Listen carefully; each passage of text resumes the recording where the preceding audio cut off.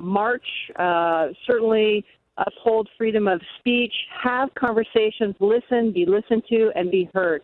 That was the most important message in a peaceful and safe environment. Unfortunately, later this evening, we had a turn of events where a crowd went from several hundred to about 7,000. During later in the evening, about 7,000, we had splinter groups that broke off, and they began vandalizing various areas of our downtown. The vandalism ranged from lighting objects on fire, broken windows, vandalism, but what is really concerning is when it turns violent, assault towards officers. We have a couple of officers injured. Someone went to the hospital, as well as we had 2 outside agency patrol cars burned. How are this is the first that we are hearing of these officers who've been injured. Mm-hmm. What can you tell us about their condition right now and what happened in these clashes? So, again, we tried to facilitate a peaceful protest, communicating with the various groups, trying to establish communication so it is peaceful for everyone. Again, 7,000 people is a very large crowd, especially for a law enforcement agency of 753 officers, and we've pulled everyone in for staffing, including partnering with our neighboring law enforcement agencies. Still, 7,000 is quite a large crowd for us.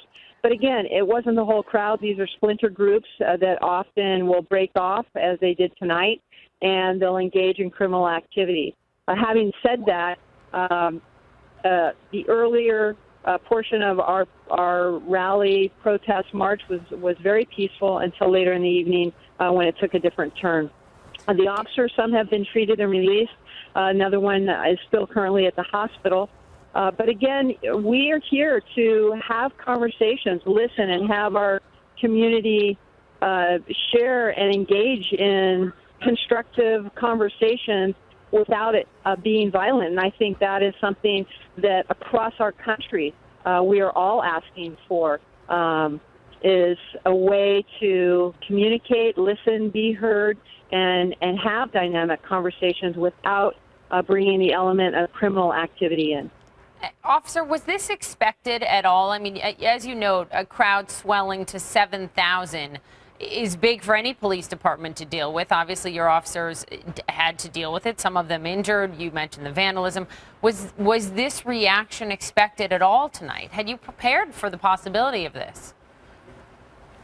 Well, I can share with you, most of us have been up since yesterday, including myself, and we did not anticipate this. We monitor social media through intelligence, our intelligence unit, resources that we have available, and not only our department but other law enforcement agencies did not anticipate this type of reaction post the election.